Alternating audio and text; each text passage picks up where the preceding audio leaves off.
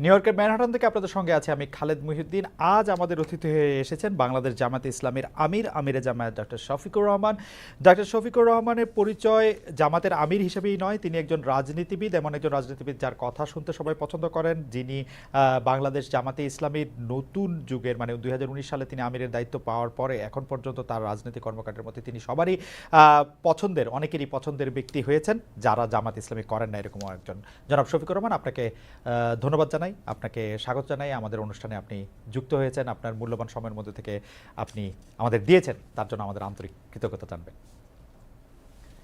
আপনাকে অনেক ধন্যবাদ। ডক্টর শফিকুর রহমান, আসলেই মানে এই অনুষ্ঠান শুরু হওয়ার আগেও আমরা অনেক কথা বলছিলাম, সেই সময় আপনার গল্প একটি শুনছিলাম, যেই গল্পটি আসলে মাঝ পথে আমাদের একটু বন্ধ করতে হয়েছে। আমরা সেই গল্প নিশ্চয়ই শুনবো, কিন্তু আমরা একটু কিছু প্রশ্ন আপনাকে করতে চাই। আপনি আমাকে বলেছেন যে আমি যে কোনো প্রশ্ন করতে চাই পারি এবং আপনি খোলামেলা সেই প্রশ্নের জবাব দিবেন। আমি আপনাকে প্রথমেই একটু কাছাকাছি অতীতের একটি প্রশ্ন করতে চাই জনাব শফিকুর রহমান। সেটি হচ্ছে যে আওয়ামী লীগ সরকারের মানে অগাস্ট মাসের কথা, প্রথম দিকের কথা বলছি, আওয়ামী লীগ সরকারের নির্বাহী আদেশে আপনার দল তখনও নিষিদ্ধ, কিন্তু 5 আগস্ট সেনাপ্রধানের বৈঠকে আপনি ছিলেন, সেনাপ্রধান আপনার নাম এবং আপনার দলের নাম আলাদা করে বলেছিলেন। আমরা কি জানতে পারি সেনাবাহিনীর সাথে যোগাযোগ আপনার কবে থেকে শুরু হয়েছিল বা আপনাদের কবে থেকে শুরু হয়েছিল? আপনাকে অনেক ধন্যবাদ এত চমৎকার একটা প্রশ্ন করার জন্য। এই সময়টা ছিল খুবই ক্রিটিক্যাল এবং বাংলাদেশ ছিল একটা ক্রিটিক্যাল জাংশনে। তো আমি হঠাৎ করে 1:30টার দিকে আমি একটা ফোন পাই আমার একজন নিকট আত্মীয়, যিনি আগে সেনাবাহিনীতে চাকরি করতেন। তিনি আমাকে ফোন দিয়ে জিজ্ঞেস করলেন যে আপনি কোথায়। আমি বললাম যে আমি তো অমুক জায়গায় আছি। আপনাকে তো আমরা ট্রেস করতে পারছি না, অনেকক্ষণ ধরে আমরা খুঁজতেছি। সেনাপ্রধান এখানে রাজনৈতিক দলের নেতৃবৃন্দকে একটু ইনভাইট করেছেন, সাথে বোধহয় সিভিল সোসাইটিরও 2-1 জন থাকবেন। তা আমরা আপনাকে কিভাবে রিচ করতে পারি? আমি বললাম যে আমি তো অমুক লোকেশনে আছি, আর আজকের সিচুয়েশনটা তো সবার কাছে ক্লিয়ার, গাড়িগুলো চলছে কিনা আমি ঠিক ক্লিয়ার না, এখন কিভাবে আমি আসতে পারি আপনারাই বলুন। ওনারা বললো যে না, সবাইকেই আমরা গাড়ি প্রোভাইড করেছি, আপনার জন্য আমরা গাড়ি পাঠাবো, আমাদের গাড়িতেই আমরা নিয়ে আসবো। আমি বললাম ওয়েল, তাইলে আপনারা আসেন। লোকেশন দিলাম, ওনারা শুরু করলো। আনফরচুনেটলি ওনারা এয়ারপোর্ট রোডে বের হওয়ার পরেই একটা দুর্ঘটনা ঘটে গেল। ফলে এই জনস্রোতের মাঝে পড়ে একটা গাড়ি সেনাবাহিনীর ক্ষতিগ্রস্ত হয়ে গেল। এই অবস্থা দেখে তারা আবার ব্যাক করে চলে গেলেন ক্যান্টনমেন্টের ভিতরে গিয়ে আমাকে বললেন যে আমরা তো ফেল করেছি, এখন কি করা যায়, সবাই তো আপনার জন্য অপেক্ষা করছে, বাকি সবাই এসে গেছে। আমি জিজ্ঞেস করলাম কে কে এসেছেন। বললেন যে বিএনপি নেতৃবৃন্দ এসেছেন, জাতীয় পার্টির নেতৃবৃন্দ এসেছেন, এবং আসিফ নজরুল সাহেব, অধ্যাপক আসিফ নজরুল সাহেব আছেন। আমি বললাম তাইলে আমি কি করতে পারি? ওনারা বললেন যে আমরাও তো কোনো সলিউশন পাচ্ছি না। আমি বললাম ওকে, আমি ট্রাই করি। আমি আপনাদের কচুক্ষেতের গেট দিয়ে একটু আসার চেষ্টা করি, দেখি কতদূর আমি সাকসেসফুল হতে পারি। তা আমি আমার একজন নিকটতম বন্ধুকে খবর দিলাম, উনি আসলো। উনি বললো যে আজকের দিনটা তো খুবই রিস্কি, আপনি এভাবে যাবেন কিনা। আমি বললাম যে দেখো, আমার জীবনের চেয়ে জাতির প্রয়োজনটা বেশি। যেহেতু সেনাপ্রধান অন্যান্যদেরকে ইনভাইট করেছেন, আমাদেরকেও ফিল করেছেন, তাকে অনার করা আমাদের দায়িত্ব। তো আলহামদুলিল্লাহ কিছু অসুবিধা হলে আমরা গিয়ে পৌঁছি। ততক্ষণে আপনি প্রথম কি এটি দফা মিটিংটা শেষ হয়ে গেছে। জনাব শফিকুর রহমান, আপনি কি আমি যাওয়ার পরে আপনি আরো কি 2 জন আপনি কি আমাদের সাথে। আপনি কি 5 আগস্টের কথাটি জি। বলছেন, তাই না? 5 তো আগস্টের কথা বলছেন? আমি 5 আগস্টের কথা অর্থাৎ বলছি। 5 আগস্টের আগে কি তো সেখানে আপনাদের সাথে যেতে 5 একটু দেরি। আগস্টের 5 আগস্টের আগে কি আপনাদের সাথে না না সেনাবাহিনী না, কোনো আগে যোগাযোগ হয়নি? ওনাদের সাথে। তো আপনার না না, তা আমি উনাকে সরাসরি ফিজিক্যালি চিন্তামও না, এবং কোনো কথাও কখনো আপনার কাছে হয়নি কি ওনার সাথে। মনে হয় যে আপনার একটি নিষিদ্ধ রাজনৈতিক দল, এমনকি ওনার ওনার ওনার কাছের লোকেরা। জনাব শফিকুর রহমান, জি। আপনার কাছে কি মনে হয় যে আপনার একটা নিষিদ্ধ রাজনৈতিক দল, সেনাবাহিনীর প্রধান আপনাদেরকে আমন্ত্রণ জানাচ্ছেন আলোচনা করার জন্য, সেটি আসলে আহ, মানে কতটা যৌক্তিক বা কতটা গ্রহণযোগ্য? আপনার কাছেও কি এটি খুব গ্রহণযোগ্য মনে হলো? আপনার কাছে মনে হয় না যে এটা একটা ট্র্যাপ হতে পারে, এটা একটা অন্য জিনিস হতে পারে? কারণ আপনি তো আসলে একটি নিষিদ্ধ রাজনৈতিক দলের আমির তখনও। আমি আসলে এটা মোটেই মনে হয়নি, এবং আমি মনে করিও নি। আপনি এখন নিশ্চয়ই জানতে চাইবেন যে কেন আপনি মনে করলেন না। হুম আমি মনে করি না এই কারণে, আপনি লক্ষ্য করবেন যে 1 আগস্ট যখন আমাদেরকে নিষিদ্ধ ঘোষণা করা হয়, হুম তখন প্রেক্ষাপটটা কি ছিল? হঠাৎ করে বিনা মেঘে বজ্রপাতের মতো একটা ঘটনা উনি ঘটায় ফেললেন, হুম তৎকালীন প্রধানমন্ত্রী। হুম হুম আমরা কিন্তু সাথে সাথে এটাকে রিজেক্ট করেছি, এবং আমাদের সাথে সংহতি প্রকাশ করে বাংলাদেশের বিরোধী দলের সকলেই, বিএনপি সহ সকলেই কিন্তু এটা নিন্দা জানিয়েছে, এবং তারাও এটাকে রিফিউজ করেছে যে এটা হলো ইস্যু ডাইভার্ট করার জন্য জাস্ট একটা কৌশল হিসেবে তারা ব্যবহার হুম। করেছে। এটাকে কেউ গ্রহণ করেনি। কাজে আমাকে যখন দাওয়াত দেওয়া হয়েছে, আমি এটা অস্বাভাবিক মনে করিনি। আমি মনে করেছি যে এটা জাতির প্রয়োজনে এবং আমাদের দলীয় একটা মানে কথা কি দৃষ্টিভঙ্গি থেকে জনাব সবই ঠিক আছে, এটা জ- আমাদের রায়, জনাব আমরা তাই রহমান, মনে করেই গিয়েছি। জনাব রহমান, আপনার কাছে কি মনে হয় যে এই সরকারের সাথে আপনার একটা নিবিড় সম্পর্ক রয়েছে, বা অনেকে এটাও বলে থাকেন যে এই আন্দোলনটি হয়েছে আওয়ামী লীগ সরকারের বিরুদ্ধে? অবশ্যই আওয়ামী লীগ সরকার ফেসিস্ট একটি সরকার ছিল, যে সরকার 15 বছর ধরে মানুষের গণতান্ত্রিক অধিকার হরণ করে রেখেছিল, কিন্তু এই সরকারের বিরুদ্ধে যে আন্দোলন হয়েছিল সেই আন্দোলনে কি জামায়াত ইসলামের একটা বড় ভূমিকা ছিল? এই সরকার যারা হ্যাঁ, এইটা করতে এসছে তাদের কি আসলে, তাদের সাথে কি জামায়াত ইসলামের একটা অনেক নিবিড় সম্পর্ক রয়েছে? কেন আমি এই প্রশ্ন করছি একটু আমি বলে রাখি। আমরা কিন্তু দেখতে পাচ্ছি ঢাকা সহ, বা মানে ঢাকা যদি আমি স্পেসিফিক আমি কিছু নাম বলি, পাবলিক ইউনিভার্সিটিগুলির উপাচার্য পদে বা অন্যান্য অনেক কি পজিশনে যাদের নিয়োগ দেওয়া হচ্ছে, অনেকেই বলছে তারা আপনাদের লোক। এই সরকারের মধ্যে জামায়াতে ইসলামী সবচেয়ে বেশি ডালপালা মিলছে বা সবচেয়ে বেশি প্রভাব বিস্তার করছে এরকম দেখা যাচ্ছে, মনে হচ্ছে। ওয়েল, আপনি যেটা বলেছেন সেটা আমি এইভাবে দেখছি না। আমি দেখছি যে উপদেষ্টার মহোদয়দের সাথে আমাদের একদিনই কিন্তু ফর্মাল সিটিং হয়েছে। হুম। পার্সোনালি কারো কারোর সাথে সম্পর্ক আছে, তাদের সাথে হয়তো পার্সোনাল লেভেলে কথা হচ্ছে, কিন্তু ফর্মাল মিটিং আমাদের একদিনই হয়েছে। যেদিন প্রথমে বিএনপি কে ডাকা হয়েছিল, তারপরে আমাদেরকে, এরপরে অন্যান্য দলকে একত্রে ডাকা হয়েছিল। 3টা স্লটে তারা কনভারসেশন করেছিলেন বা ভিউজ এক্সচেঞ্জ করেছিলেন।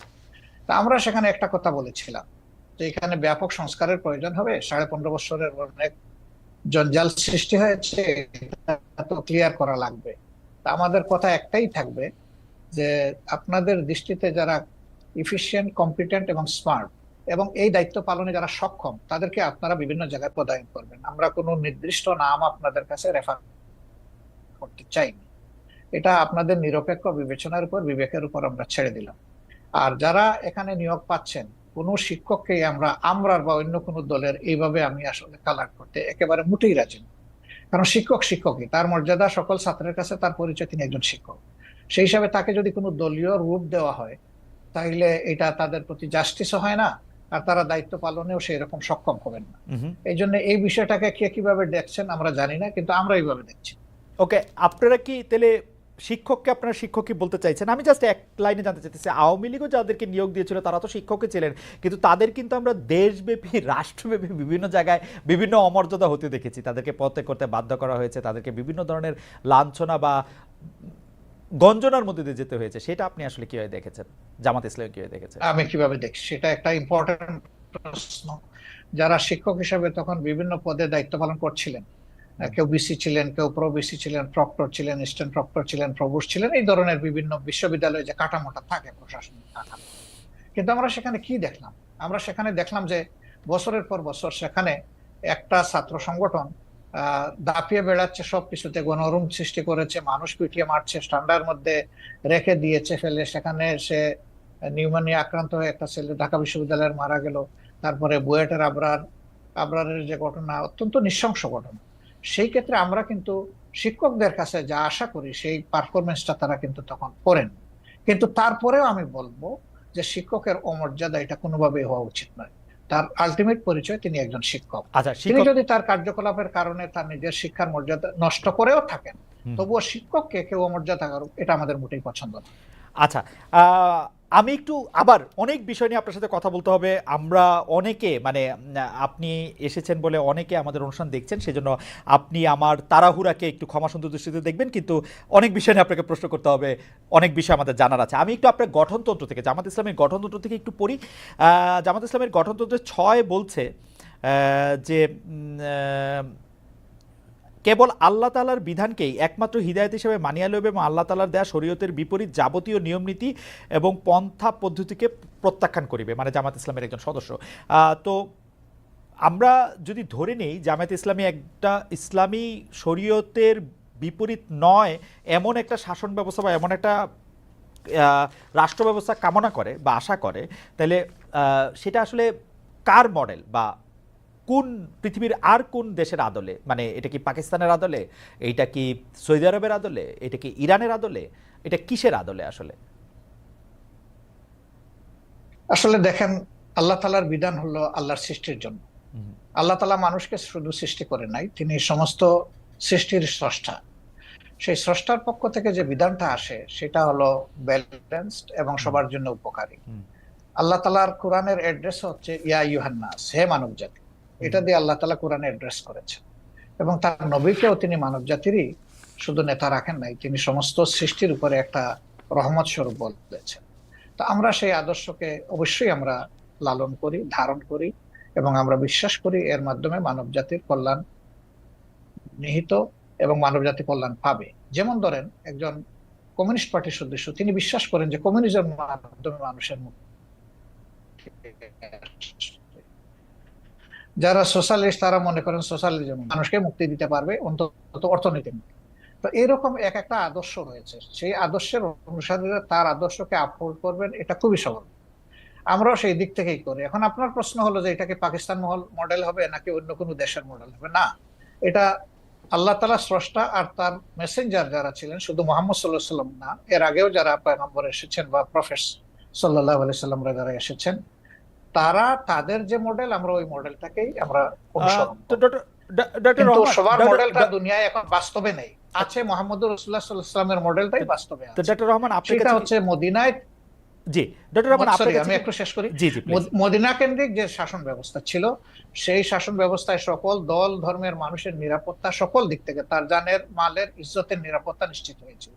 তা আমরা সেই মডেলটাকেই মনে করি উপকারী মডেল। ওকে, ডক্টর রহমান, আপনার কাছে কি মনে হয় না যে আপনি আপনি মানে মদিনার পরে এটি আর কোনো দেশে কার্যকর হয়েছে, কোনো একটি মডেল হয়েছে, সেরকম কি আপনার কোনো কিছু একটা মনে হয় যে এইটা আমরা উদাহরণ হিসেবে নিতে পারি কোনো আরব বিশ্বে, কোনো মুসলিম বিশ্বে, কোনো মুসলিম দেখেন, দুইজন মানুষ যেমন হুবহু সমান হয় না, হুম ঠিক দুইটা সভ্যতা হুবহু সমান আমি পাবো না। হয় হচ্ছে উন্নত হবে, না হয় একটু অবনত হবে। রাইট। তো পরবর্তী পর্যায়ে আমরা যদি উসমানিয়া সভ্যতার কথাটা ধরি, হুম সেটা দুনিয়ার বহু জায়গায় বিস্তৃত ছিল, হুম এবং এটা 1 বছর 2 বছর, 1 দশক 2 দশক না, বরঞ্চ শতকের পর শতক ছিল। হুম সেখানে মুসলমানরা সংখ্যালঘিষ্ঠ ছিল, বিভিন্ন দেশ যেগুলা শাসন করেছে, এখনো তার স্মৃতি পাথরগুলা রয়ে গেছে দুনিয়ার বিভিন্ন জায়গায়। তো তারা সেদিন যে নৈতিকতার বলে শাসন করেছিলেন, হুম মানুষকে সুশাসন উপহার দিয়েছিলেন, এই জন্য মানুষও তাদেরকে এইভাবে মেনে নিয়েছিল। শুধুমাত্র তলোয়ার আর বন্দুকের জুড়ে কিন্তু তাদের এই বিস্তৃতি ঘটেনি, ঘটেছিল তাদের গুণাবলীর কারণ, এবং সেই গুণাবলী তারা কোরআন সুন্নাহর গুণাবলী ধারণ করেছেন বলেই বিশ্বকে তারা শান্তির দিকে নিয়ে যেতে পেরেছিলেন, এবং মানুষও তাদেরকে আনন্দ চিত্তে কোরআন মেনে সুন্নাহর নিয়েছিল। কিন্তু যুগের ব্যবধানে সেখানে যখন কোনো পরিবর্তন বা বিকৃতি আসলো, জি তখনই মানুষও ক্ষতিগ্রস্ত হলো, এই শাসন ব্যবস্থাও ক্ষতিগ্রস্ত হলো। কোরআন সুন্নাহর গুণাবলীর কথা আপনি বলছিলেন, কিন্তু আমরা কিন্তু বাংলাদেশে দেখতে পাই আপনারাই একমাত্র ইসলামিক দল নন, আরও অনেক ইসলামিক আদর্শের প্রতিষ্ঠান রয়েছে, দল রয়েছে, মতবাদ রয়েছে, তাদের কেউ কেউ সাথে আপনাদের বিরোধ রয়েছে। আমরা কি করে বুঝবো যে জামাতে ইসলামী প্রকৃত কোরআন বা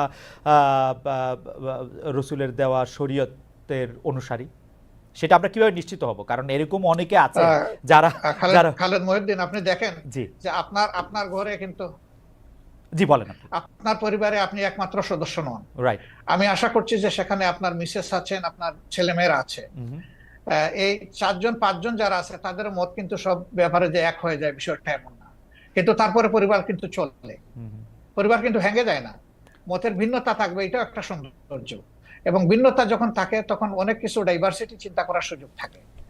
আমাদের মধ্যেও সেই রকম ভিন্নতা আছে, এটা সকল ধর্মেই আছে, এই ভিন্নতা সকল ধর্মে আছে। আচ্ছা, এটাকে বড় কোনো ম্যাটার হিসাবে আমরা দেখি না। তবে যারা ট্রুলি মানে ইসলামের ফলোয়ার, তারা এক কোরআন মানেন, এক আল্লাহ মানেন, এক রসুল মানেন, এই 3 জায়গায় তাদের কোনো মানে দ্বিমত নাই। সুতরাং মতের মূল জায়গাটা ঠিক আছে, বাকি জায়গাগুলা খুঁটিনাটি একটু এদিক সেদিক হতেই পারে, এটা কোনো বড় ব্যাপার না। আচ্ছা, আমরা যদি এই প্রশ্নটা এইভাবে এখন আনি যে 5 আগস্টের পরে সংখ্যালঘু সম্প্রদায় আক্রান্ত হয়েছে, পরে মাদ্রাসার ছাত্রদের মন্দির পাহারা দিতে হয়েছে, সম্প্রতি আবার মাজার ভাঙার ঘটনা হচ্ছে, সম্প্রতি বলতে 1-2 সপ্তাহের মধ্যে মাজার ভাঙার ঘটনা ঘটেছে, দরবার আক্রমণ করা হচ্ছে তৌহিদি জনতার কথা বলে।